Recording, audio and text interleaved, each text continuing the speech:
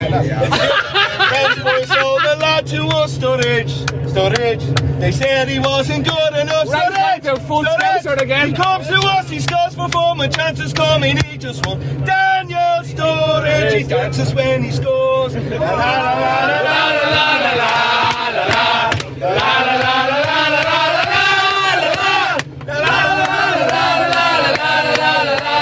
Daniel Sturridge, he dances when he scores. That's cool.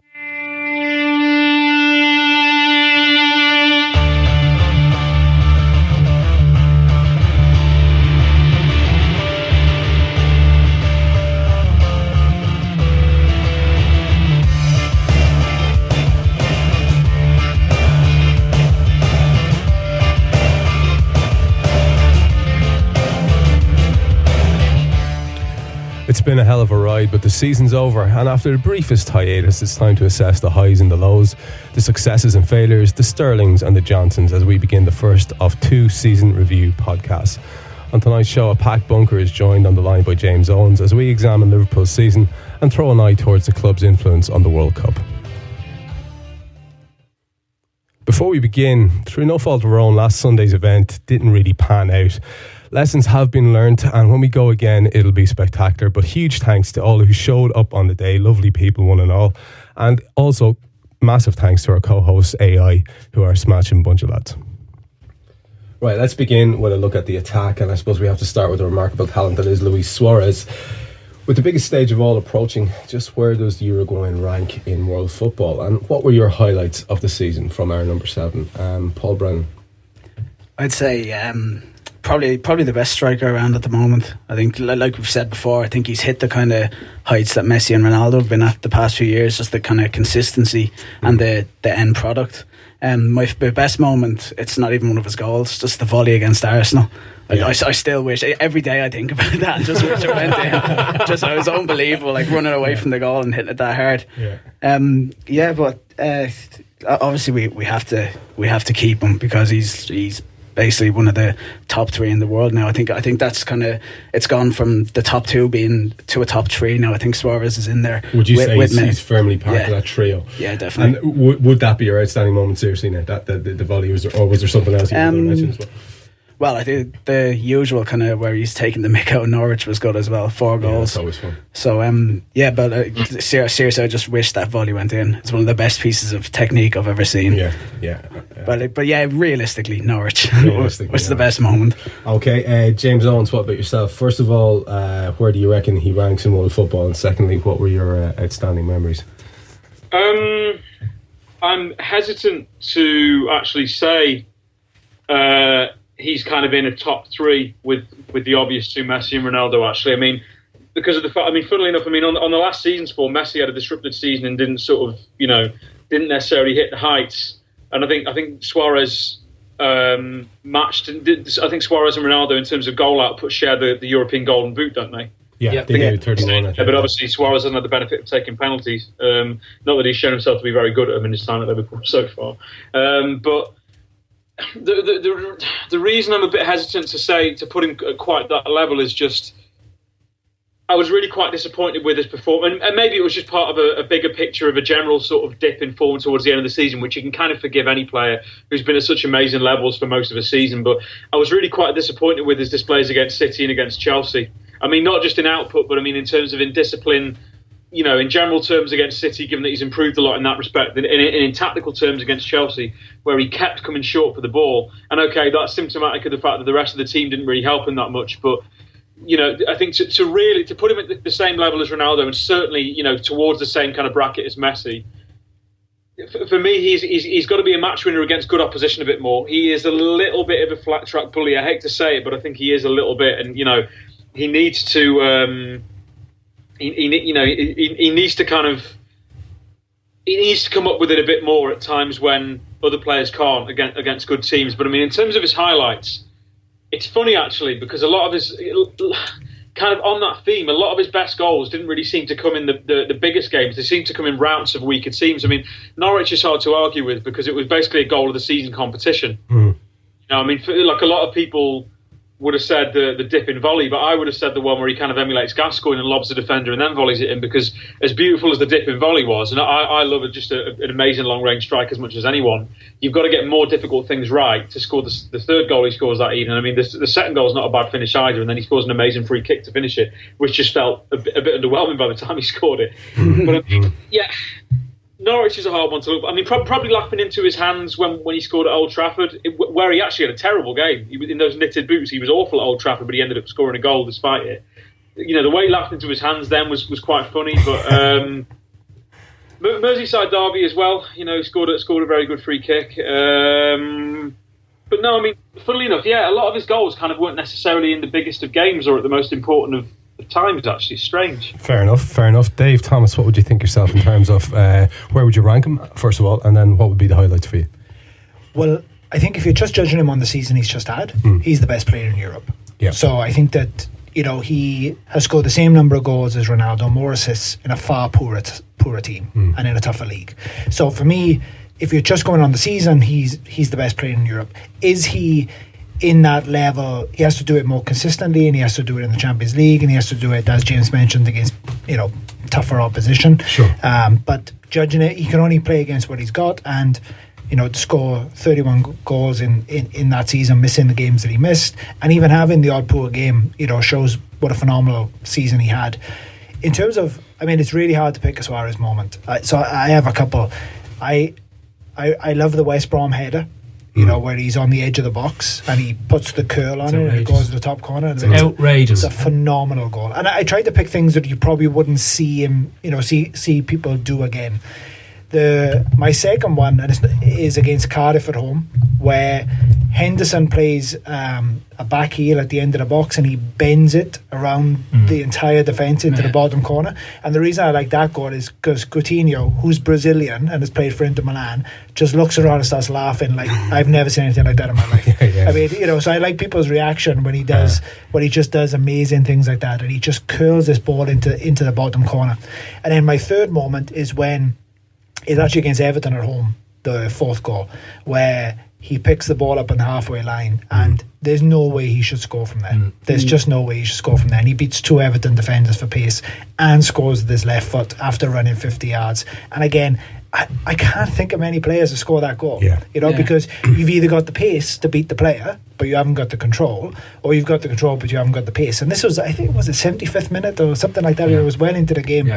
So, I mean, just so many moments. If I had to choose one, it would be the Cardiff goal. Just for, if you get to watch it, go back, because there is a camera angle which for like 2 seconds just catches Coutinho after he does it, and Coutinho's just shaking his head like, oh my God, what did that man just do? You know what? You know, on LFC TV, have you heard John Bradley's commentary on that? The ball drops him and Suarez hits it, and I mean, as soon as he hits it, Bradley just kind of goes, oh dear, and he just knows straight away that it's in. The keeper isn't getting anywhere near it, and he's just like, that is outrageous, the bend on it. Like, do you know, the funny thing is, if you listen to Goal Rush on LFC TV and just listen to Bradley's commentary during the entire season, it sounds like a porno. It's basically John Bradley going, oh my God, he is phenomenal, absolutely phenomenal. The game against Norwich where he scores 4 goals, Bradley, by the 4th goal, doesn't know what to say. He actually has just run out of things to say. I think he says, I just don't even know what to say about this guy anymore. Phil, I have to say, I'd be inclined to agree with Dave about the Everton goal. It was one of my highlights as well. I was trying to think, what was the goal where the guy was basically on the ground? I didn't get to do Palace at home. That's outrageous as well. Palace is a really good shout, because I didn't realise he'd scored that. I was watching it on a crap stream. Sorry to cut in, but I thought, you know, I think he tried to have a shot, then he slipped over and he thought, fuck, this one's come to nothing. And then all of a sudden the ball's in the back. I know, it's absolutely outrageous. Absolutely outrageous. Phil, what would you say yourself? Not like me to be a bit contrarian, but my favourite goal is the one that was disallowed in the last day of the season. Fair. The outside of the right peg. The free kick, had that gone in, right, it was just outrageous. Like, he just sees it so quickly and he executes it with near perfection. The ball drops into the side netting. Like, you couldn't hit it more perfectly. And Krul isn't even that far off his line. When you actually look at where the ball drops in and where Krul is standing, he's not that far off his line. And I was just there going, eventually when I saw it about 2 days later, I was just there going, Jesus, that would have been fucking masterful to see. I love the dip and volley against Norwich. I just love the execution, the distance out, the whole lot. And like, he has this knack of scoring massively long range goals. We're talking like he scored from the halfway line against Norwich as well. You know, the season before last. There's a litany of goals you can pick across the season. Suarez doesn't do many tap-ins. There's always something ridiculous. Even in a tap-in, he's bound to do a step over or something as the ball is coming across. There's always that little bit of extra showmanship that goes on the goals, and it's just phenomenal watching him. It makes you happy. It puts a smile in your face. You can't not but love to see, more so than just the goals, but his work rate. I've never seen a centre forward work as hard over 90 minutes in every single game that he can possibly play when he's not suspended. You know, he doesn't get injured, touch wood. He never gives up. And even when he's having something that James said, you know, he wasn't having a particularly good game that day. He wasn't having a particularly good game, but he still scored. And it just felt like through the whole season, no matter what was going on, he still scored, or he still assisted something, or he still made something happen. Or, you know, you just look at him. Every time we looked to go, we were in the fire, he did something that pulled us out of the fire. And even coming back to that Cardiff game when we had to get back into it, he's there fucking prompting and pulling and the whole lot that's going on. Even against Crystal Palace, when you saw him completely dejected at the end, your heart broke for him as much as anything else, because he'd put his heart and his soul into that season. I know some people say about the big teams thing, right? But we're only talking about City and Chelsea, really, because he did it against Arsenal this year. He did it against United. He did it against Chelsea. He did it against Tottenham. He did it against Everton. You know, and every year he's been getting that slightly bit better, and knocking off those teams that he hadn't done it against in the previous season. And there's almost an element that he figures teams out in the off season when things are, you know, he goes back and looks at his videos in the game, really takes it in and absorbs it. He seems to me a student of the game, and that's what I adore about him mostly, because he learns. He's a street footballer in the way that he plays. He's a god of football in the way he executes everything that goes on. He's a leader on the pitch. He's a talisman for the team as much as any other player is in that team. And as much as our season was about a team, our team was really led by Luis Suarez this season, and his maturity in terms of not getting involved in the things that got him that had happened in previous seasons, keeping his discipline. You know, he picked up yellow cards, but avoided getting a suspension over yellow cards as well. Well, given that pretty much eulogy that you've just gone on there, I don't think many people would argue with any of it. And given that we can't judge him on Champions League because he hasn't played Champions League, where do you think he is in terms of ranking with this kind of question of where does he stand in the pecking order? Well, he's fortunate. I know we say, look, this team isn't as good as blah blah blah, and it isn't as good as blah blah blah, but like, let's be honest about it, this is one of the most potent attacking forces in Europe, regardless of what you want to say, right? And when I look at it, where does he stand? He has every right to stand alongside Messi and Ronaldo on the back of this season, because what he did, he emulated those two players. And if it was any other player in Europe, if that was Marco Reus doing it, we'd be eulogising about him. If it was, you know, look at Diego Costa, what he did for Atletico Madrid, and he didn't score as many, and that team won the league. Luis Suarez has done it in a team that finished runners up, has done it in a team that moved from 7th to 2nd in the league.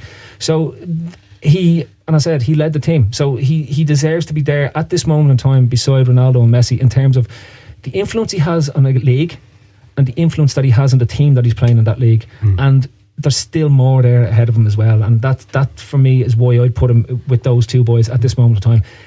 The next step for him is consistency and replicating that, because what Ronaldo and Messi have done is they've done it at that level season on season on season on season on season. Now, every one of us would probably say, we don't expect them to score as many goals, but those two boys scored the same amount of goals the following season. No, and that's what I'm saying, and there's no reason why we shouldn't expect them to do it. Yeah.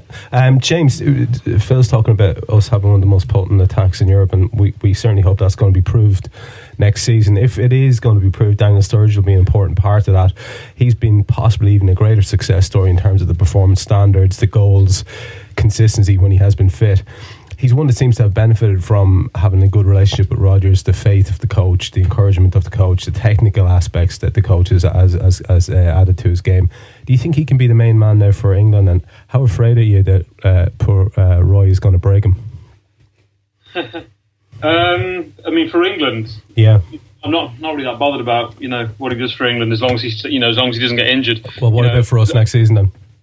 I mean, in terms of us, I think if he kind of scores at the sort of rate he has for Liverpool so far, with Liverpool as a Champions League club, then he goes pretty high in that bracket of strikers that aren't quite as good as Suarez. I'm talking about kind of Cavani, Lewandowski, Higuain, Falcao, Diego Costa. He goes pretty close to the top of that bracket if he does that in a season where Liverpool are in the Champions League. If he's scoring, I think he scores about 3 goals every 4 games, Sturridge.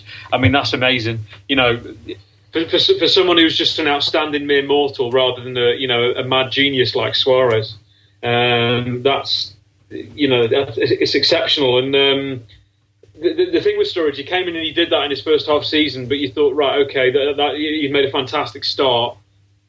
But you kind of waited to see whether he'd keep it up, but he kept it up and then some, So I don't really see any reason why he can't do it in Europe as well. But, for sure. And given that, as you say, he did kind of surprise us all with his level of consistency, like we did with Suarez. What would be the things that stood out for you about him this season? I think the thing with me for Sturridge, I mean, it's exemplified by the run of games where he scored, 8 goals in one game. I mean, I think Sturridge in a team which kept more clean sheets would be even more valuable because he's that kind of player. He's not, you get players in the Premier League. There's been players. I think Rooney's been one for a lot of his career. Jermaine Defoe's always one as well, where they might actually get a very respectable tally of goals every season. They might get around about 20 goals, but they tend to do it by scoring 2 1 week, 3 the next, 1 the next week, and then doing nothing for a month. Sturridge tends to score about a goal a game. Yeah. He has the odd game where he doesn't score. It tends to be 1 goal every game. Now, if you've got like a sort of a steady feed of goals like that from a player, who just kind of plays with that kind of metronomic consistency, and Sturridge does it against all opposition as well to a better degree than Suarez does, then, I think it makes life a bit easier for everywhere else in the team, really, because that if you provide that particular player with 3 or 4 chances a game and 1 or 2 are really good chances, he will score. Yeah. And he's also capable of goals that, like Suarez, that he has really no right to score. Isn't that? This is the other thing, is like it kind of gets overshadowed, and you almost just think of him as an outstanding functional striker. Whereas when you actually go back and think of some of the goals he scored this season, like the lob against West Brom, I can't even imagine most of the players in the world thinking to attempt that there, let alone actually doing it. Doing it on the run, but with defenders still in front of him. It's absolutely crazy. And then there are other goals you could say about. If you think of the goal he scored away at Villa, just the speed of feet and just Sturridge. I mean, again, I couldn't really say it better than I said it that time when I was actually over recording, which is Suarez is like a sort of a self-taught genius like Jimi Hendrix, and Sturridge is like a world-class kind of classically trained, Spanish guitarist or whatever. Everything he does is just so done with such finesse and such kind of apparent ease. But he does do outrageous things as well. And he scores. He also scores a very good range of goals. He's even started scoring a few headers. You think of the header he scored to equalise at Goodison. Yeah. That was a brilliant header. It was. But, yeah.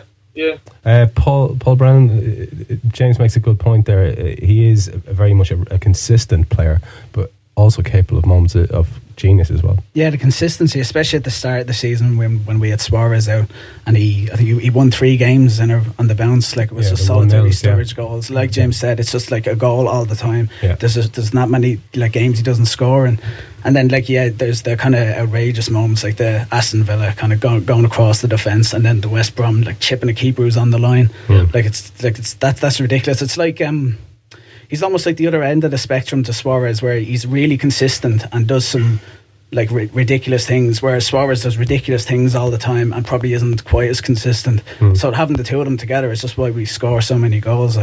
Yeah, fair enough. And what would be, out of all of them, your outstanding memory of what he's contributed this season? I'd say in the individual moment would be the West Brom goal. Yep. I don't think you can top that really, but the 3 those are so important, the 3-1-0s at the start of the season, because we weren't that fluent, we weren't firing and Sturridge kind of got us through it. So yeah. I'd probably actually say the 3-1-0s. Yeah, I think that's a bloody very good shout indeed. Phil, would you concur with that that's probably it was his outstanding contribution to keep us on track at the start? I think his whole season's contribution. You can't, if you didn't have Luis Suarez, the goal contribution alone from Daniel Sturridge over the course of the season would have had us in the running for a Champions League spot. We're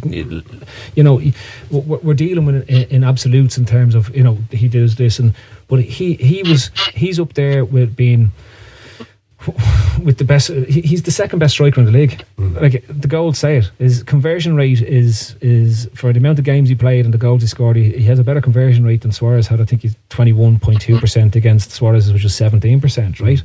And we bought a fella for what was it? 12 million quid. If you could sign a centre forward for 12 million quid in the summer, and you can guarantee you 20 goals over the amount of matches he played, and allow for the fact that Sturridge missed a fair chunk of games through injury, because that's his one flaw in his makeup, is that, like James said, he's a prime racehorse. You know, like he's not the type who's going to run through an injury as Suarez can. Like, it affects his game, and you can see towards the back end of the season when he was carrying the knock, he wasn't as potent and he wasn't as lethal as he was. It's his one chink in his actual armour is his consistent fitness level. But we know that once he's fit, he's going to score goals, and it's great to know that going into next season that you still have two consistent scorers in your side. I know we're going to come on to Sterling next, and rightfully so, but you can't talk about Sterling and you can't talk about Sturridge and Suarez without talking about Sterling in terms of the seasons we had, because if we think back to the first half of the season, you know, we did eke out the first 3 games, we eke out 1-0s. We weren't particularly brilliant in terms of what we did. We dropped silly points at certain stage. The second half of the season is near flawless in terms of execution. It's ridiculous when you look at the run of form. We had 1 loss in the second half of the season. 1 loss. Right, and 2 draws that were before we hit Crystal Palace. You go on a run of 11 wins, and it's off the back of the goals that both Sturridge and Suarez had supplied. And when one wasn't on top form, the other fellow was chipping in 1 or 2 goals in the game. It's fucking ridiculous. It genuinely, when you look back at that the output from both Sturridge and Suarez, it's ridiculous. And Sturridge should be talked about in the same terms. And you talked about England going to the World Cup. You know, if they had half a decent manager, Brendan Rodgers, they'd have half a decent chance over there, because they have goals in their team. Yeah, fair enough. Dave, that is something that we're hoping for, this level of consistency carrying through into next season as well from these two men. But talk to me about Daniel Sturridge in particular, and what you thought his outstanding contributions were. Well, I think Sturridge is the best striker we've had since Robbie Fowler, to be honest with you. That's a hell of a shout. And I think the numbers prove that. I think he's got absolutely everything in his locker. Absolutely everything. There's 2, if you had 2 small flaws, one, he's never going to give you 45 games a season. You know, he's probably never going to give you 35 games a season, right? He's that type of player that he's so physically strong, so quick, and relies on, being such a supreme athlete that if he's 2 or 3% below that, it has a real impact on his game. But I think there's everything to be excited about Sturridge. Him and Sterling make me not worried about losing Suarez, even though I don't think we should lose Suarez, and there's loads of reasons for that. But if we did, versus if we lost him last summer, I'm much more comfortable about where we are. I can't believe no one's mentioned the Derby goal, the lob. I mean, for me, that's the best thing he did all season. I mean, the West Brom goal is phenomenal. I actually watched it today, and I had actually forgot he'd done it, because we did so many great things this season. I forgot that goal, because Suarez scores. That's the game he scores the header, and Suarez nutmegs Olsen on the way through and scores the first goal. And I forgot the Sturridge who got the hump and went, "Fuck you, then. Let me show you what I can do." And then he scores this goal.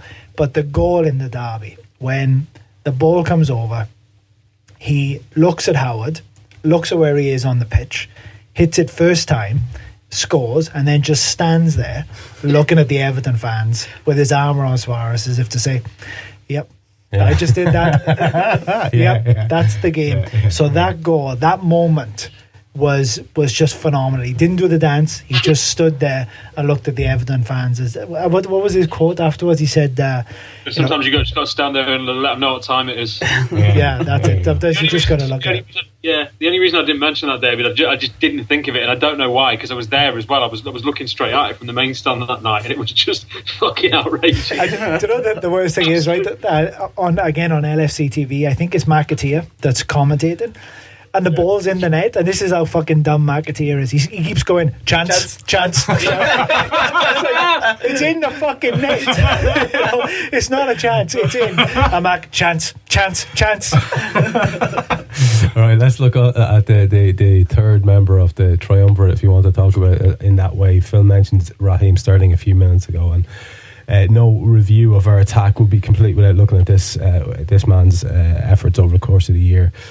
In his press conference on Wednesday night, Rodgers was at pains to point out how he was going to basically try and treat Jordan Ibe in the way that he treated Raheem Sterling, which is to play him deliberately in a variety of positions to try and bring on his game intelligence. And I think that's certainly worked this season. You can see that maturity in his displays, and the pace and technique and goals.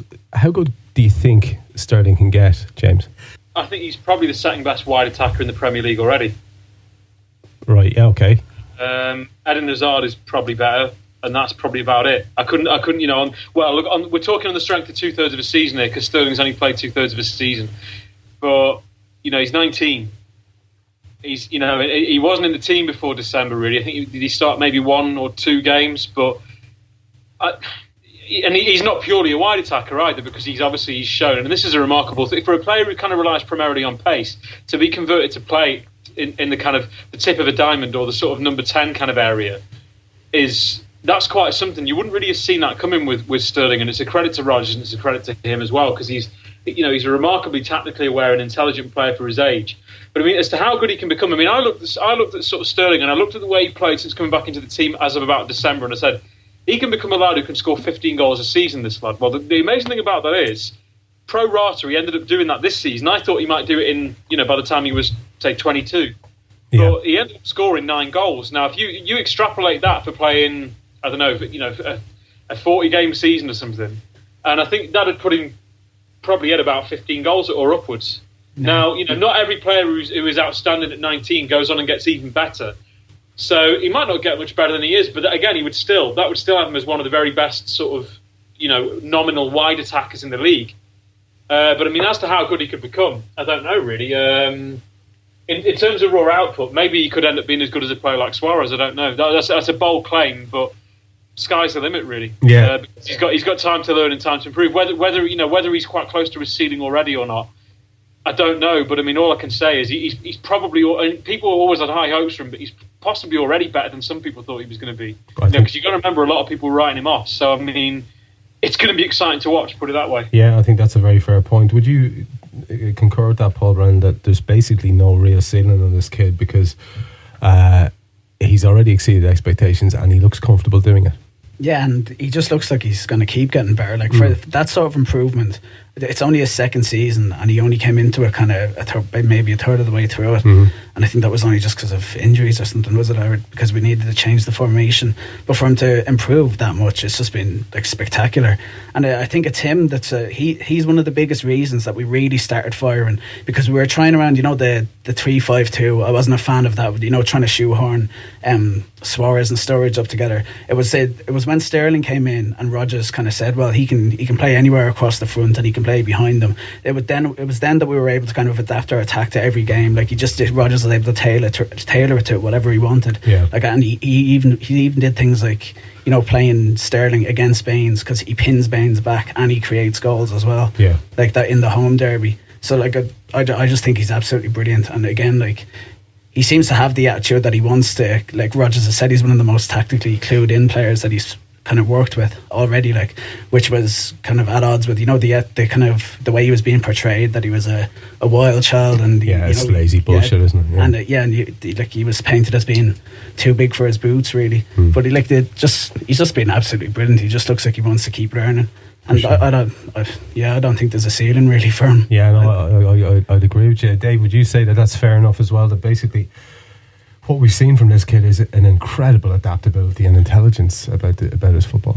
Yeah, I mean, I got to be honest, I was wrong about Sterling. I mean, if you'd asked me a year ago would he make it, I mean, I remember watching Jordan Ibe against QPR in the last game last season, and I remember saying Ibe's a better player than Sterling, and we should be looking to move Sterling on, or loan Sterling, and we were all talking. I can't be the only one who was talking about loaning Sterling to like a championship side, or letting him get some games.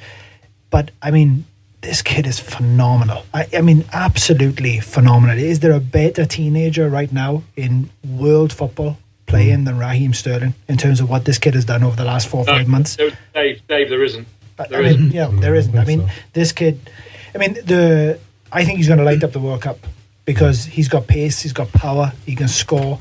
His goal against Man City shows that he's got composure, he's got intelligence. His pass with the outside of the boot against Swansea for Sturridge's goal, I mean, just what a player this kid is. He could play anywhere. I mean, I can't remember who it was. Someone said recently he's the best right back at the club. Like, do you know what I mean? He's that good, you know. I mean, you could play him anywhere in the front 6 positions. I mean, even, you know, if we got in a jam, you could play him up front as a striker because he's got the pace. He can play off the shoulder. I mean, he's really, really exciting. I think that, you know, after saying all that, without wishing to lump too much on him, because I think that what we need actually for Sterling to really blossom is to have, you know, more options around him, you know, to be able to bring him in and out of the game. But I mean, he's phenomenal. I mean, really excited about what he's going to do next season. Really excited what will come of him now in the World Cup and next year. Cool. Phil, I'm going to change tack slightly and bring you on to a far less cheery subject, and that's the glorious trio of Iago Aspas, Victor Moses and Luis Alberto. In fairness, I think you could use the word flop there without being too aggressive in your attitude, and it looks as if, does it not, the lads are all goners, and it looks as if also that when we could have done with them to have a bit of quality and give us a bit of a dig out, they were pretty much found wanting. What were their highlights for you, Phil? Well, let's think of the highlights. There was Victor Moses' pass. Victor Moses. That's a season highlight for me. And the miss. When I think back at the miss. Yeah. Oh, the miss against Crystal Palace. That moment where the ball drops. And when you look at that picture of that open goal, the goalkeeper lying beside the post, spectacular, dropping nicely onto his strong foot, empty net, and he air shots it. You can't help but think that he's on the take there. Like, do you know what I mean? You can't. He could have won the derby for us as well, didn't he? From 2 yards out, headed it over the bar. Well, obviously, you'd blame his head for that, really, wouldn't you? But also, another thing just quickly as well is Jordan Henderson had a heavy touch, which led to him making the bad challenge that saw him get sent off against City. But Jordan Henderson had been running around like a nutcase for 93 minutes by that point. Victor Moses had been on the pitch about 10 minutes and had a piss poor touch, which led to him giving the ball away and it running through to Henderson. Yeah, and so there's just a litany of fucking examples of where he let us down by being shit. Yeah, it's unbelievable. Now, I felt a bit sorry for Aspas in a way, because you have a bit of Aspas love going on, don't you? What's that about? I saw him play for Celta Vigo a couple of times last year and I was impressed with him. He reminded me of a Suarez light in terms of he was aggressive and he was hard and he's mad running around the pitch, right? And we never saw any of that playing for us. Light is the word, though, isn't it? No, and it was like he was just bounced around the pitch. And the one thing that I you probably don't factor in when you're looking at these players is, you know, the lightweight thing. You think that most of them can withstand it, because when you see the likes of Coutinho not getting pushed around and you see Sterling learning how to use his body strength, you're imagining that a guy coming in that's a bit older, a bit more wizened in his years in terms of dealing with harder tackles and stuff, because let's be honest about it, the league isn't the fucking, you know, a game of touch football out there. Like the hard tackles go in over there as well, but he was just bounced all over the pitch. He never really fit in. Then you're looking at Moses and you're saying, I couldn't make sense of the loan deal at the time. I tried to pick the best part out and say, you know, bit of potential there, did well under Rafa, you know the loan move might work for him. He might be eager to impress, a bit like the way Lukaku did at Everton. He was fucking horrific. He was so horrific. And the amount of games he played, I was there. You used to just pull your head out. I would have rather seen Teixeira come on in loads of those games than Victor Moses. In fact, I would have rather we played with 10 men at times instead of seeing Victor Moses come on. The shout was made during the year. People. He was Melogen. If ever there was a word to describe a player, Victor Melogen. People want to Colin Pascoe on the pitch ahead of him, and I certainly would concur. Colin's already. He's togged out. He's togged out. He could just nip out, you know. And he genuinely looked like he didn't give a bollocks when he was on the pitch either. That's the thing that gets me. Like, his Chelsea career was like maybe he was hanging on by a thread at best. Where, like, if he had a decent season with us, maybe they'd say we'll keep you as a squad player. And but like, he just does not care. See, he managed to piss them off as well by thanking was it Pepsi or something for the great day he had on the day they were defeated in the Champions League. He's fucking brilliant. Mind you, I'd almost forgive him that miss against Crystal Palace. Just for that. No. Talk to me about Alberto. Luis Alberto might be a bit harsh, but the guy came as a front three player, having played in Barca B, and he also played on the sort of a left hand side of a tree when he was at Seville before he went to Barca B, and he came with a big reputation. And we had to try convert him into a centre midfielder because he didn't look like he had the pace to make it in the actual Premiership and the way we had to play it. Now, there's a lot of debate going on in terms of who's going to be in control of transfers. Will the committee have as much say? Will Rodgers have as much say? And what you wouldn't like to see is a knee-jerk to say, well, we tried to sign these lads from Spain and it didn't work out, so we're going to just buy all English players. You just want the best players. It doesn't matter where they come from, you just want the best players. Alberto was always like the bit that gets to me, and it's a fair comment around stuff, is like, you look at Alberto and you say, we paid, what was it, 8 million for him? 8 million for Alberto. 8 million for Alberto, and we paid 6 for Aspas. 6 or 7 for Aspas. 6 or 7 for Aspas, right? That's 14 million, let's say. And for 14 million, have we bought one player that would have contributed over those last 5 or 6 games? Ericsson. Well, that is one that people are always saying to say that whatever, for whatever reason it didn't happen. But like, you're looking at it, you just say, because given we just said about Sturridge being a £12 million signing and being smart enough to get in, and Coutinho was an £8 million signing, and when you're outside the Champions League, you have to make a gamble on these 8 and 12 million players and hope to come through.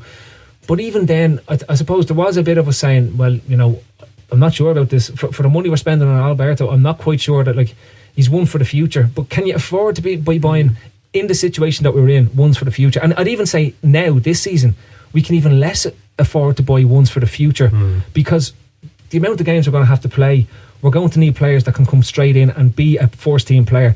Like, it doesn't matter what your first 11 is going to be, because when you've got Champions League and you've got Premiership football and hopefully you've got cup runs as well, you're going to need more than 13, 14 players. And it even showed over a season where we did manage to come second.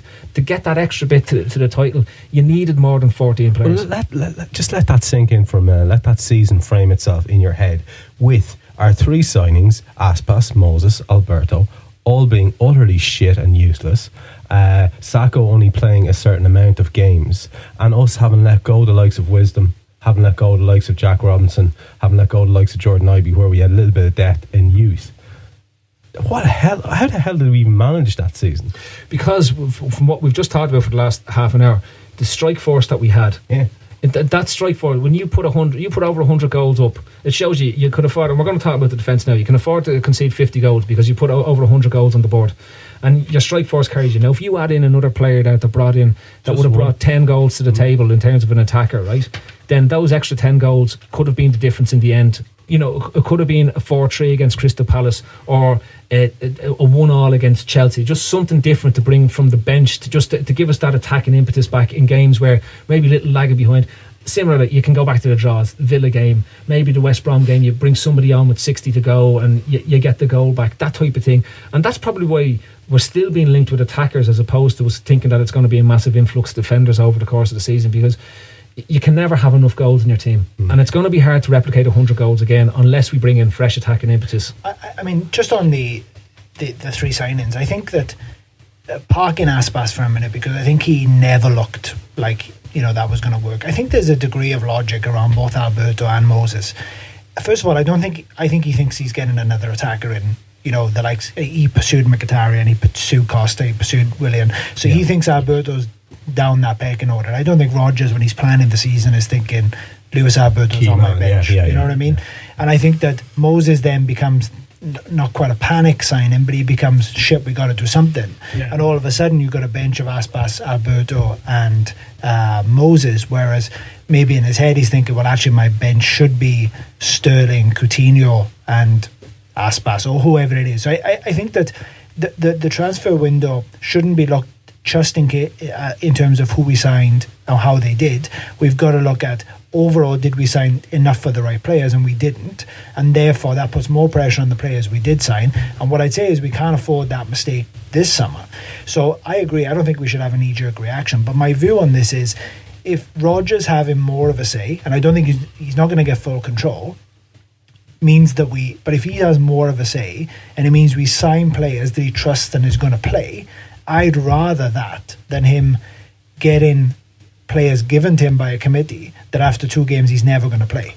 So if to put it into context, if Michel Vorm or Adam Lallana is the price that we have to pay to make sure that the transfer business goes better, and that we have more of a mix between Rodgers' first choice and the committee's first choice, then I'd rather pay that price than say, no, we just sign these, and they are punts that the committee, I assume that the committee is identifying and saying, okay, well, this is who we're giving you, Brendan, make it work. Because he won't do that. He'll promote youth players, and then we've wasted more money. Fair enough. Well, let's talk about another shower of punts and moving on to the defence. It is the biggest area of concern for most Liverpool supporters, is the full-back area. Only John Flanagan, really, a man who most of us considered cover at the start of the season, emerging with any real credit in that area over the course of the campaign as a whole. Enrique seems to be done at the club. This seems to be an area which Rodgers must be thinking about reinforcements, Paul. Yeah, well, it basically needs a kind of overhaul. Yeah. Enrique, Johnson, well, you'd hope Johnson's out anyway. Enrique, yeah, he looks like he's going. Agger seems to be done as well. Dave will be happy with that. But, he's quoted today as saying that he's not playing second fiddle to anyone. Agger? Yeah, in a Danish newspaper, so it's...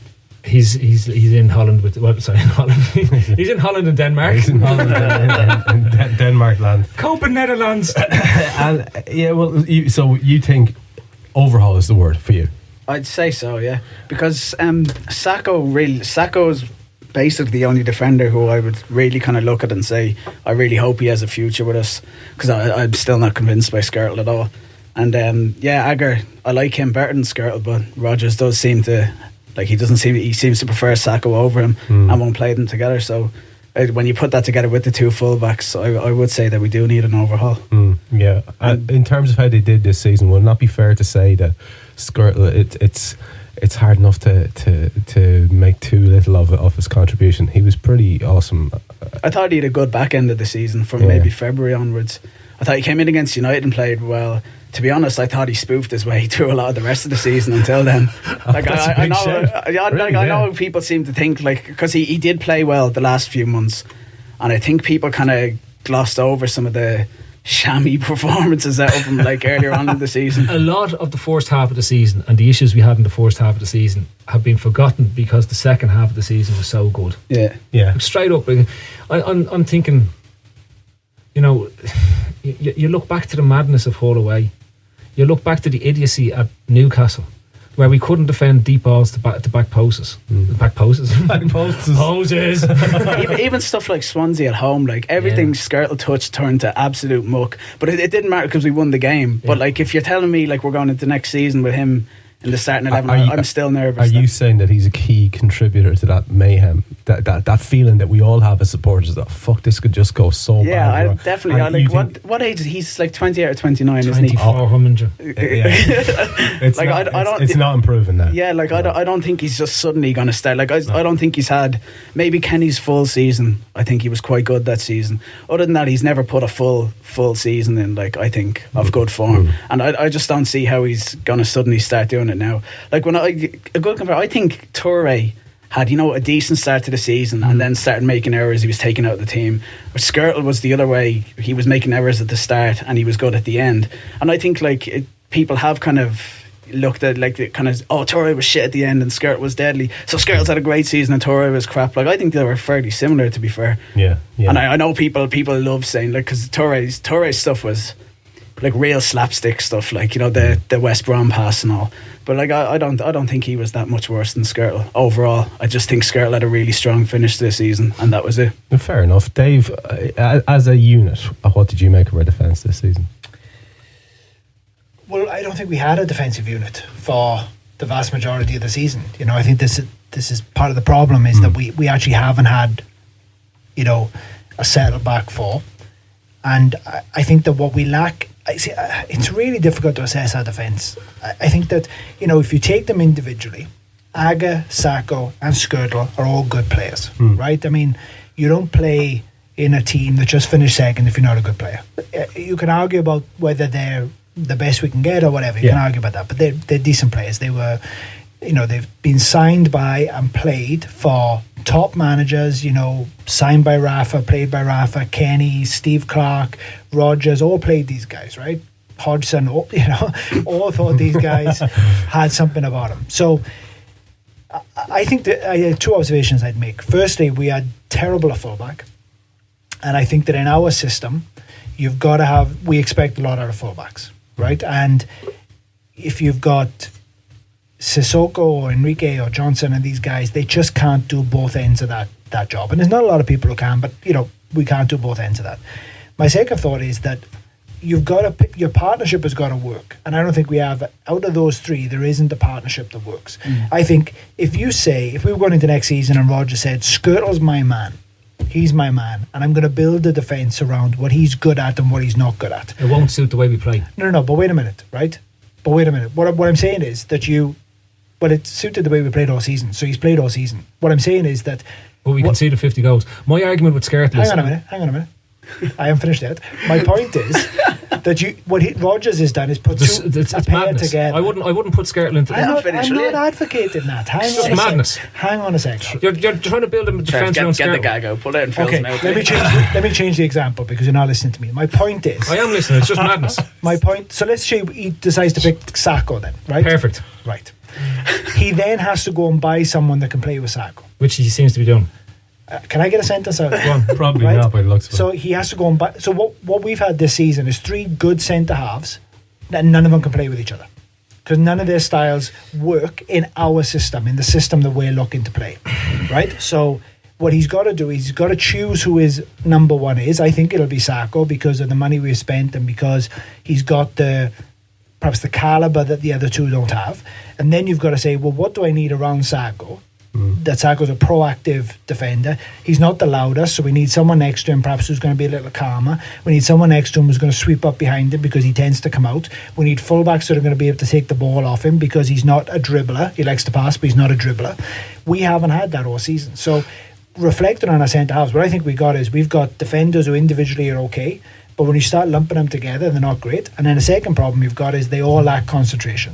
They've all got concentration issue. Because you can't tell me that this side, this defence, I was watching the game today, we beat Arsenal 5-1 with Kolo Touré playing. Right? And everyone says he's the worst defender, he's muck. So it's not about ability, it's about concentration. In the big games, if you look at the goals we've conceded in the big games, we've conceded a tiny number of goals against the top sides, and then we go and concede 3 to Cardiff, and we concede 3 to Crystal Palace, and we concede 2 at Newcastle, and 3 at Swansea, and we concede all these goals. That's a concentration issue. That's not an ability issue. So for me, he's got to get people in there who can concentrate over a 40-game season and who complement each other, and I don't think we've had that. The lads at Sky are already shitting themselves at the thoughts of you making Sacco the key part of the defence because they all written him off as dodgy. Let me come in because the point that Dave makes is what I agree with. I just don't agree with Martin Skirtle. If we look, I'm not saying it should be. No, but I'm just. Well, let me. Can I speak? Can you listen? No. The reason why I said no to Skirtle was Skirtle to me is a Robert Huth or a Gary Cahill or a Jagielka in that he's a 18-yard line defender, and he's very good at doing that deep line defending. And this is what the lads at Sky, you were saying, keep going on. They drop deep. They were dropping deep. He naturally wants to defend on the 18-yard box. And when Rafa bought him, that was the way he used to set his team up. He liked to be compact. He liked to be deep, and he'd play on the counter when he was playing in away games. Right? We have a style issue.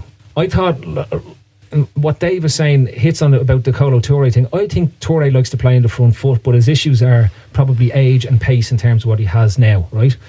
Agger always gave the impression that he likes to play in the front foot, but I think Agger prefers to defend the 18-yard box as well, and that's why him and Skirtle were always seen as a partnership in terms of what it was. But I don't think this team, the way it plays, the way it wants to move up the pitch, and the way it has to play, can defend the 18-yard box, because purely if our fullbacks have pushed on so far up the pitch, our centre backs cannot afford to sit on the 18-yard box and stretch the actual pitch, because it means that the likes of Gerrard and the rest of the midfielders get exposed in terms of the distance that they have to cover when things break down through transition. Sacco to me seemed to get caught in 2 stools, that he was playing alongside Skirtle, who wanted to play relatively deep, and he was playing against his natural game, which, if you remember back to the first games that Sacco came in, he was on the front foot. He wanted to press high. The defence were coming up with him. And yes, that's why I think when we're being linked with defenders, the defenders that we're being linked with seem to be defenders that play this front foot aggressive style of centre back, and not 18-yard defenders as such. Going back to our defence was a mismatch, and that was my point on it, right? It's a mismatch of players. We've got players that haven't been in form for months in Glenn Johnson, right? And we haven't mentioned him, but he was diabolical for 75% of that season. Like that Crystal Palace match, 3 of those goals he's culpable for, right? That game alone, you take Glenn Johnson out and play with 10 men, there's probably a chance we come out of there with a win. right? The fella just stank to fucking high heaven come the end of the season. Is this what you meant when you wrote on the piece of paper here? Keep it general. Well, I'm going. Yeah, but we're talking about how does this defence get better? The defence gets better exactly by being a unit. Okay, well, hang on a second. There is a decent point that Dave's making there. If we're going to move forward, I think what Dave's saying is right. Rodgers is going to have to pick an anchor, and he's going to have to build around that. Now, if we take it that Sacco is likely to be that anchor, perhaps he's not. Maybe it is going to be Skirtle, whether you like it or I like it or Dave likes it or not. So, but I think if you build it if you build it around Skirtle, right? The issues that we have this season don't go away. And it's the same as if you keep Johnson in that team.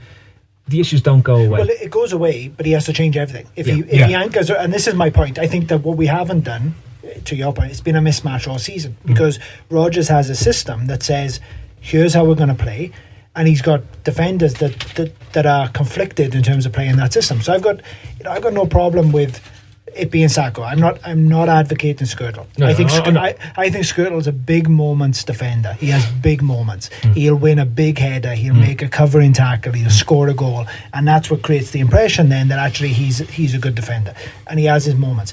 But he belongs in a different team. He belongs in a Rafa Benitez team. He doesn't belong in a Brendan Rodgers team. Sacco belongs in a Brendan Rodgers team, and actually I think we'll see more from him next season. And that's why Lovren or Corker or someone who's used to playing with the ball at their feet, covering another proactive defender, regardless of the name of who we buy, it's got to be someone who can play in the next room. I'd love to see Ilori get a game because Ilori is quick enough to cover the likes of Sacco in a proactive team. So hopefully we'll see that next season as well. James, one of the features that popped up a couple of times over the course of the season was this idea of us moving to a 3 at the back. What were your feelings on that, and how did you enjoy watching that, or was it something that you'd be just as happy to walk away from? I think systems always depend on the players you've got and who's available and who you play. And I think at the time we'd suddenly got this influx of centre backs. After the end of the summer window, and after we beat Man United at the end of that window, and Skirtle came into the team.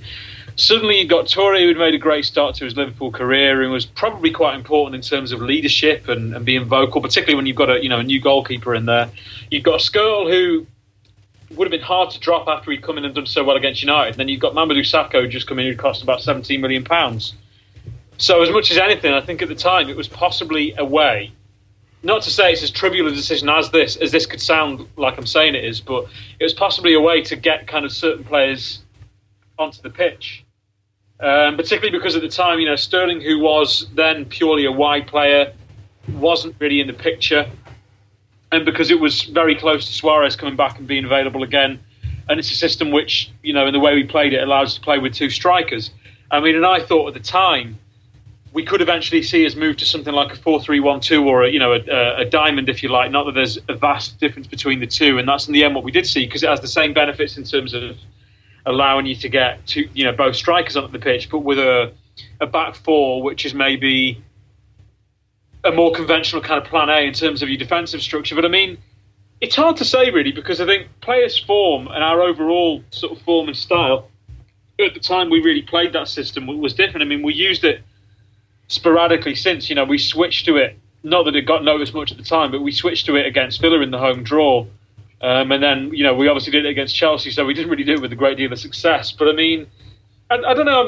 Systems themselves, in terms of numbers and configurations, I don't know if I really put that much store by them so much as kind of in isolation. I don't think they mean that much. I think it's more a question of kind of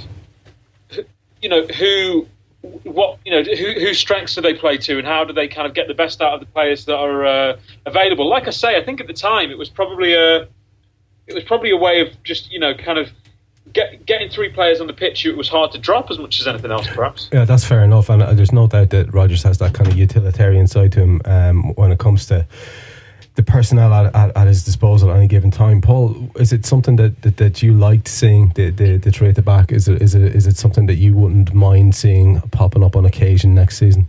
It depends who we sign, really. We need fullbacks for proper fullbacks, because exactly it puts a lot of onus on them to get up and down and be kind of creative out wide and get involved. And I don't think we could do that. And I think I don't think our midfield either. Like they looked confused as to what to do when the wing backs had the ball, and just in general, I just thought it was like James said. It was kind of, let's try and get Suarez and Sturridge together on the pitch up front in their positions, and we've got some centre backs who are playing well, so let's just put loads of centre backs in as well. So we give this a go, and I think we got a couple of kind of results out of it. But with the current players we have, no, I don't want to see it again. I think we'd need quite a bit of improvement, and I think as well when we were playing that, we had the kind of Lucas and Gerrard in midfield going on, which obviously now I think even Rodgers knows doesn't really work when they're playing really close together. So I don't know. Yeah, well, I think we'd have to improve a lot of areas for me to be happy to see it again. Fair enough. Well, look, we're going to do plenty of talking over the summer about who we'd like to see coming in. We'll be doing plenty of specials and targets and all the rest of it, so we'll leave that for now. Okay, we can't really finish without talking about John Flanagan, who I said at the outset, to be fair, was probably the outstanding contributor to that defence in terms of taking us by surprise, if nothing else, and consistency when he did get in. Phil, he looks like a kid who could really have a future at the club. I think he's definitely made himself a standout member for the squad next season. Whether he's our first choice left back, because it looks like we're going after targets who would fit the natural mould for an attacking left full. But in terms of what he brings to the table, unlike Johnson and unlike Enrique, his solidity in defence, and I know we get the stats that he's the most run past defender and stuff like that, but you're never worried about him not putting 100% in, not doing the right things when he's on the ball. Occasionally he made mistakes, but they're acceptable mistakes in terms of what goes on. It's not repetitive, it's not game after game, it's not fundamental errors in the way he plays the game. They're just natural errors that occur in the course of a match. And to think that this guy was, in Rodgers' own word, couldn't get a team to go on loan to at the start of last season, to see where he's gone from, because I remember when he broke through under Kenny and everyone was saying, oh God, look at this fella, he reminds me so much of Carragher in terms of the character and the heart that he plays with, right? And even the style of the game. He loves that last ditch tackle. He loves putting blood and thunder into the way he plays the game. And I remember so many times in the second half of the season when he'd go through somebody, at important moments when a team was getting back into a game or something, and he'd go through a player, not fairly, but go through and let them know he was there. And even down to, he just embodied everything that was good about the squad over the course of the season. And let's have it right as well. Let's have it right. He has a bit of technique about him. The guy carried the ball quite supremely out of defence in the left back slot. He often likes to cut in and go past whoever the wide man that's cutting him off is. And he's confident in possession. For me, and I'll leave it to the rest of the lads on this then, but the quintessential John Flanagan moment, apart from the goal when he gets a semi-er in White Hart Lane, and who wouldn't when you scored that one, right? But the Cruyff turn. Oh, magic. In Anfield. Spurs. Against Spurs again. He fucking loves playing against Spurs. Yeah. But the Cruyff turn with about 90 Spurs players around him, and then he just opens up space, and he comes up with the assist for Coutinho because he plays the ball into him. Coutinho goes on and scores the goal. But had you told me that at the start of the season that somebody's going to play a ball out to John Flanagan, he's going to do a Cruyff turn on the fucking byline, take himself into space and set up an assist for Coutinho, I would have pissed myself laughing. I think most people would, in fairness. Dave, he's a guy who has surpassed expectations, and like I said, let's not be condescending, he's a proper footballer. But I think Flanagan has a couple of really important roles this season. The first is a very practical one, which is he's come in at left back when we didn't have a left back, and he's done a great job. I mean, John Flanagan's left back for the 11 games we win. So again, can't argue with that. You can't argue with that, right? The second thing is more of a symbolical thing, right? Which is he is the link between the youth system and the main system. If John Flanagan doesn't come in and do well in this team, Teixeira never gets a game. You know what I mean? Or whoever comes in next season is not going to get a game, because I think that when Rodgers saw Flanagan versus Sissoko, and he went, and he's always said young players will run through brick walls for you, and Flanagan ran through brick walls. And my favourite John Flanagan moment is also against Tottenham, and it's when he went through Roberto Soldado as if Soldado was a fucking Domino's pizza in front of the manager of the day. He fucking enveloped this guy and got up, and my favourite bit is he doesn't even look at him. He just gets up and goes, hey, fuck off, right, I'm off there now. What do you mean, ref? What? That's not a foul. That's never a foul. He cleans the guy out. I'd say Soldado now is still having nightmares about this big-eared Scouse guy which has kicked the shit out of him. And let me leave you with this point. John Flanagan is Glenn Johnson's hamstring away from playing in a World Cup. That's where he's at right now. That's a nice way to end it, I think. Okay. Right, let's move it on then to our listeners' questions. And the first one up is from Degsy. And Degsy wants to know, what is the best 1980s film soundtrack? I think there was a wee chat on Twitter during the week with a certain Damo Flood. I think he had a few opinions on this, but I'm going to throw it out there to anybody. The best 1980s film soundtrack, what was it? It's fucking, there's many of them. There's so many contenders for that. Like, go on, you'd be a Flashdance man, would you? Oh, you can't beat a bit of Flashdance. But like, you've got like the quintessential Scarface. Push it to the limit. Oh Christ! Oh fucking hell! Yeah. In the club, Jesus wept. Okay, right. Okay, yeah, that's good. That's good. And then the one that kicked it off, obviously, was Top Gun. Top Gun, yeah. That's what I was going to think. That was 80s. Was it? I was just wondering if it's 80s or 90s. Oh, look at the young lad. Before my time and all this, you know. I've got to shout here, Rocky 4, just purely for No Easy Way Out by Robert Tepper. Yeah. Oh, there's a lot of good songs on there. I mean, there's Hearts on Fire is a good song. There's obviously Living in America by the Godfather of Soul, James Brown, God rest him. But Robert Tepper actually followed me on Twitter after a while because I kept mentioning like how I was listening to No Easy Way Out. I think he might still follow me, and then I followed him back, and then I unfollowed him, so I feel a bit bad. It's a proper one-hit wonder, but it's a great song.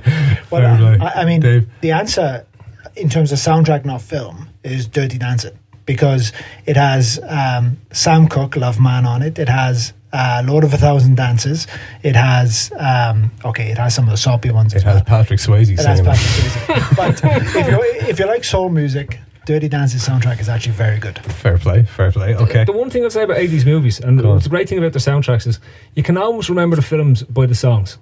You can, like, I can't think of modern films where I remember the song. Like if a song comes on the radio, I go, that was Beverly Hills Cop. Yeah. That was, that's Top Gun. That's straight away. You automatically are able to associate films from the 80s. That's actually a good shout. You don't really get soundtracks anymore, do you? The only thing I can think of at the end of Heat, there's a Moby tune where Alan and Robert De Niro. Tarantino does soundtracks, and Tarantino does soundtracks. But apart from him, you're right. I can't think of a single movie recently where you're going, geez, that song was fucking great. Or that it brings back the songs that come out of the movies now are like generally orchestra works that are just for the emotion and stuff that's going through. Maybe Frozen.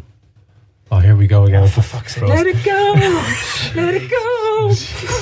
Fine. Our next one is from Jimmy Henry, and Jimmy wants to know if you can give a description of hurling for all our UK based and elsewhere based followers who'll be able to soon follow the football in Sky GAA. So if you were to sum up Gaelic football or hurling, you can choose either in a sentence or two. Paul Brennan, how would you do it? Gaelic football is kind of like if Stoke were allowed to pick up the ball and just keep lumping it up the field. Like if there was two Stoke teams that were allowed, not the current Stoke team, obviously last year, two Tony Pulis teams that were allowed to pick up the ball and kill each other and all this stuff. That's what that is. Just percentage, like rubbish. And hurling is just that with sticks, and basically just some more GBH thrown in. Jesus, what? That is fucking terrible. Have we got anyone to defend the honour of GAA? Because I'll do it if you want. Well, hurling is better than football. I mean, hurling probably, a tiny bit. Isn't it the fastest land game in the world, apparently? Land game. Is that not a cheetah? It's a land game. I mean, football, don't watch football on Sky. Watch hurling. If you're going to watch the GAA, watch hurling. Watch hurling. Because at least you'll get scores and they whack each other with sticks. And what else do you want? Fuck you. Okay, next one from Jimmy says, have any of the day trippers ever taken out? I think he's got this. He says, have any of the day trippers ever I don't think Jimmy knows you. Ever taken a selfie?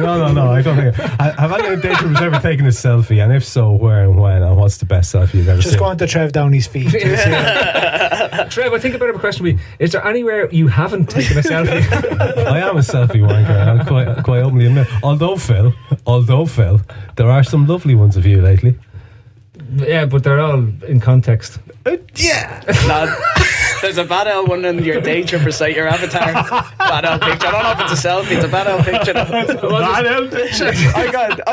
I put a selfie. I took one of me and my son actually when we were in town, and I put it as my Twitter avatar, and I got probably about 10 tweets. Hey, put Father Stack back on, will you? Okay, sorry. Yeah. Hang on, Phil. I just have to show you one thing, just for the benefit of That's gormless, Phil. I wish wish I could communicate how wonderful this picture is, but I can't. We'll So tweet it. We'll tweet it tonight. On the pod. Hang on, that isn't a selfie. it fucking is a selfie. You can just see the bottom of your hand. No, it's not. I'm tweeting it later on. That's live from Dutch television. Oh, shut the fuck up. Right. When I video bombed with no awareness, I was video bombing. I was about 14 points in at that stage, and about halfway through the video I realised the camera's there. You can kind of see it in the eyes. Chris wants to know, if you're reincarnated, what animal would you like to be and why? Dave's throwing his hands up. What am I going to say here now? You're going to say a monkey with a knife. Exactly. I'll just move it on. A bear. Oh, I got to take on Dave. Pay-per-view. You've already said a monkey with a knife would win, so let's put it to the test. put it to the test. Get it on. John Ritchie asks us, if you had to spend the rest of your life in a desert island, which one would you take? If you have to take one of these guys for company, you can have Roy Hodgson, Paulson, or Air. Roy Hodgson. You're taking Roy. Why? He'd be dead soon. It's the rest of my life. Oh, fucking hell! That's ruthless. He and shit. Air and Paulson are going to live, at least another 20 years. Hodgson's got, 2 left in him? You should see out the World Cup campaign, is what you're saying. Get on, Roy Hodgson. Perfect. Right, next one is from Ryan Berger. And Ryan James asks you, he says, you're a hotshot fighter pilot. What is your call sign, and which LFC player would be your wingman? I haven't got an answer either. I just wanted to say before that my current profile picture on Twitter is a selfie, and it's me in a black balaclava. So I'm not going to answer for that question, but I got on for the one before. Oh, pretty well. Well, don't worry, that works really well. I don't know what my call sign would be really. See, if he hadn't been so horrendous and then so kind of like unrepentant on Twitter after the Palace fiasco, I'd have said Glenn Johnson. But I mean, I can't think of a good. For your wingman? Okay. Oh, well, actually, if you get a call sign, though, you want it to be something that, people would be uncomfortable saying, like cunty bollocks or something like that. I'd go for red lead at the cunty bollocks. Red lead at the cunty bollocks. Tampon. I go call sign childish little shit for brains. I go wingman flano. Just I'd have Ali Sissoko as my wingman. Why would you have Ali? For the crack. Just for the crack. He looks like he'd be great crack. He looks. If and tell you, I'd rather have him on the desert island. He hasn't he just looks like a fella who's just happy with everything. Wingman's supposed to be watching out for you when you're getting attacked by MiGs. Yeah, but it'd be the crack. Ali won't be there. Ali will be somewhere else. Ali will be looking out the window. This is deadly. I'm in a plane. I'm in a fighter plane. This is the best ever. What am I doing here? I can see my house from here. Look at this. Is there any planes there, Ali? No idea. No idea, tampon. No idea, tampon. Let's ask Cunty Bollocks. Cunty Bollocks, what's the crack? No idea. Ask childish shit for brains. Okay, right, let's go on to the next one, which is also sort of Top Gun related.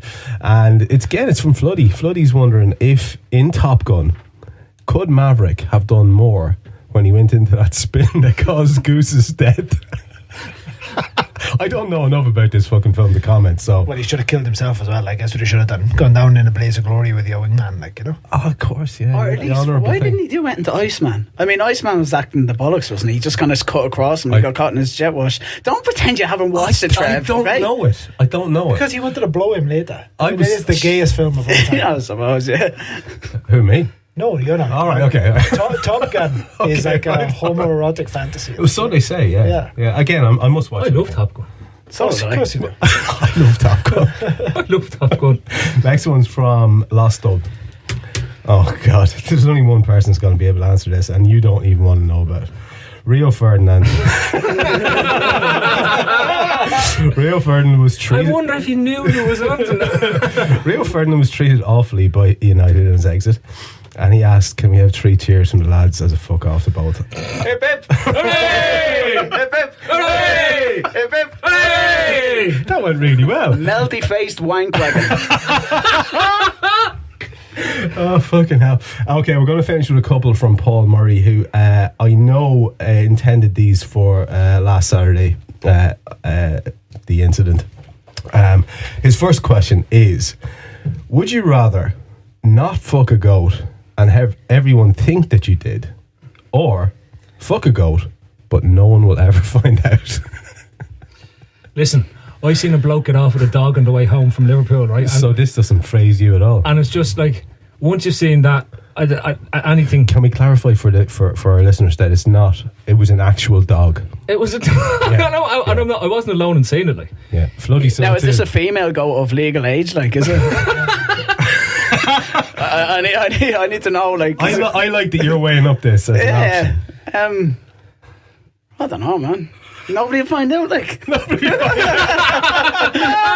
I thought I'd made some dodgy statements there. Okay, right. The other part of Paul's double question is, would you rather watch Roy Hodgson and Susan Boyle have sex every day of your life, or join in just once and you can stop it forever? But again, how long is Hodgson going to live? It's every day of my life. He's only got 2 years left, right? So you could probably sex him to death within 5 minutes or something. And if he had to shag Susan Boyle, he'd probably kill himself. So I definitely let them. But Dave, this could be Clockwork Orange, strapped in a chair and watching a video of them over and over again. I can't think of much. Oh, not live. It's not live. Oh, well, no, there was no specification of live. I want my money back then if it's not live, like, you know. Fair enough. So you're out. Let's get back to the go.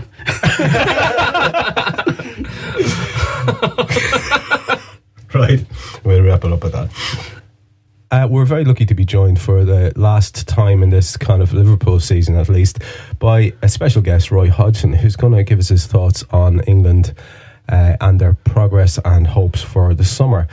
Roy, if you guys are to do very well in this World Cup campaign, it will be probably due to a lot of Liverpool players and the work done with them by Brennan Rodgers.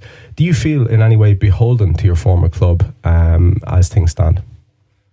Well, I think really, Trevor, you're asking me two questions there, aren't you? The first is what influence will the Liverpool players have on England's prospects in the tournament, and what part of that is down to Brendan Rodgers? Well, first of all, I would say that I think people have rather overlooked, as you look particularly at the form of a player like Raheem Sterling in the latter stages of Liverpool's campaign. I think people have overlooked the fact that I was in fact the manager who gave him his debut at the club when he was 15 years old in a pre-season friendly against Bayer Leverkusen. So I think I would like to think that people would appreciate that faith I showed in Raheem as a youngster, and the role that's played in his development since. And in the second part, answering the second part of your question, do I feel beholden to Liverpool? Well, no. Because I think ultimately, do I feel beholden to any of my former clubs? If I was going to, I've been going to a tournament as manager of Sweden in the 1980s. Would I feel beholden to Halmstad or Malmo or Arebo? Or not particularly. When I was manager of Switzerland by turn, did I feel beholden to Neuchâtel Xamax? Well, I didn't. Had I been manager of Italy, would I feel beholden to Udinese or any Internazionale players I picked? Well, no, I wouldn't. I think I just very much focus on the job at hand, and it's really no more than coincidence, and some of my own work, and perhaps some of that of Brendan Rodgers as well, that there may perhaps be a number of Liverpool players in my starting lineup for the group matches in Manaus. Fair enough. Is there anything you can tell us that in relation to the day-to-day activities of the England squad, what they might be doing? Any little extras that you might have planned for them, culturally even? Well, there's been a lot of talk in the run-up to recent tournaments about whether the players have been given too much to do or not enough. And I know there was a lot of talk going into the last World Cup under Fabio Capello as to whether or not the players were rather too isolated. Well, that's not going to be an issue in this case. We're going to be staying in a pretty central location in Rio de Janeiro. But another thing we've been very keen to do, although a lot of players these days they like to take their PlayStations and their Xboxes and use their smartphones. One thing we've been very keen to take is Connect 4, because Wayne Rooney, in fact, is little known, is very much a big fan of Connect 4, and can become rather unhappy if he's not able to play Connect 4 while he's away at a tournament. So that's one of the few stipulations we've had, and we've spoke to with our liaison people, is to make sure that there's not one but a couple of sets to be able to play Connect 4 in case anything happens to the first, because if Wayne hasn't got access to that, then that can affect his concentration on his game. Well, Roy, on that strategic bombshell, we shall leave it. Thank you very much. Very welcome as always, Trevor. Thank you. And finally, your day trippers tonight were James Owens, Paul Brennan, Dave Thomas, Phil Casey, and myself, Trev Downey. See you next week for part 2.